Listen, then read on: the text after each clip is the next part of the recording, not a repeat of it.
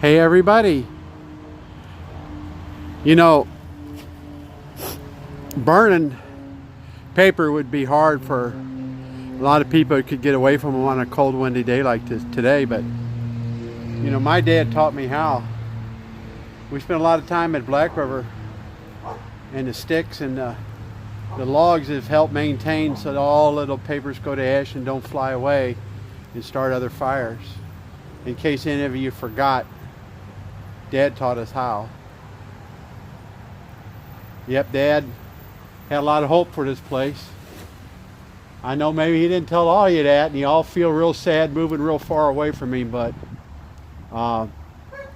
he's closer to me now than ever. It's a sad thing that his voice became so loud after he went to heaven. But I'm different than any of the modern denominations. Dad used to say behind my back, which hurt my feelings at times, but he used to say I was born 100 years too late. I think it's because he saw gifts in me, and he always pushed me harder than he did, I think, anybody else. Because Grandpa Everett was the richest man in 5 counties, and he used to think it was the alcohol that brought him down, but no, it was the liberal government. Yeah, he had to work harder, and he used the beer until it got to be a thing, but because I did study, I found out that Bettendorf Rath and Schnucks and some of the other stores kept on pushing the farmers, because he represented the farmers. He was a people's man. Pushed them farther and farther away from the city so they couldn't do business. And that's what really destroyed the commerce. And the commerce made it harder to keep the trucks going, to keep the factories going. He had 2 factories. Each factory had 40 women canning mason jars back then. And he had a couple restaurants and a bar. I thought the bar was just right across county line, but Grandma said he had a bar down Fort Leonard Wood too. I know he died, and Dad and Uncle Gene got a shoebox or a cigar box type thing with $200,000 worth of bar tabs. And a lot of people figured Grandpa was a big fool, but what he did is he put his trust in people.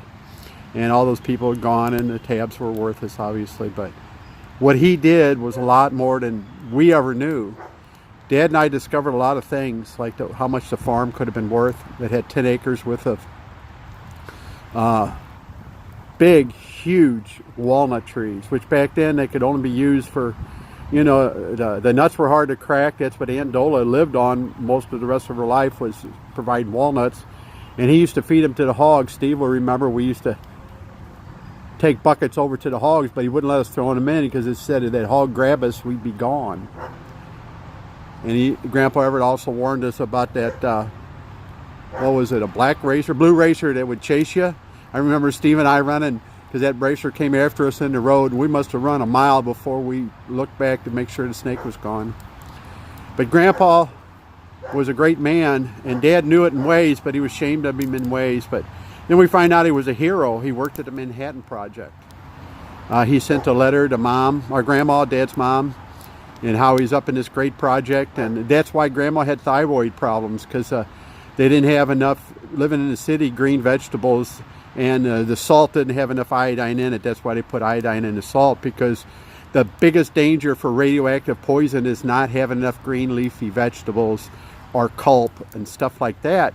But please don't buy it from California, because California is getting worse than Japan. Japan has got the 4 reactors still burning and pumping 200,000 gallons of radioactive water in the ocean every day since.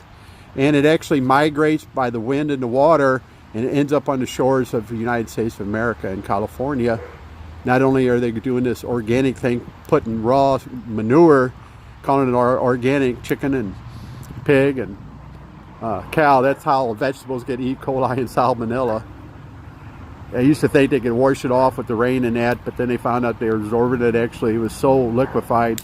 All the farmers knew for years, you let your manure pile it up and let it settle for a year or 2, and it was great. But the idea of organic and profit, you know, the Bible says the cares of this world and the deceitfulness of wealth choke out the word. But anyway, having a great day here. Hope you could be here. That's what I long for more than anything else, is family fellowship.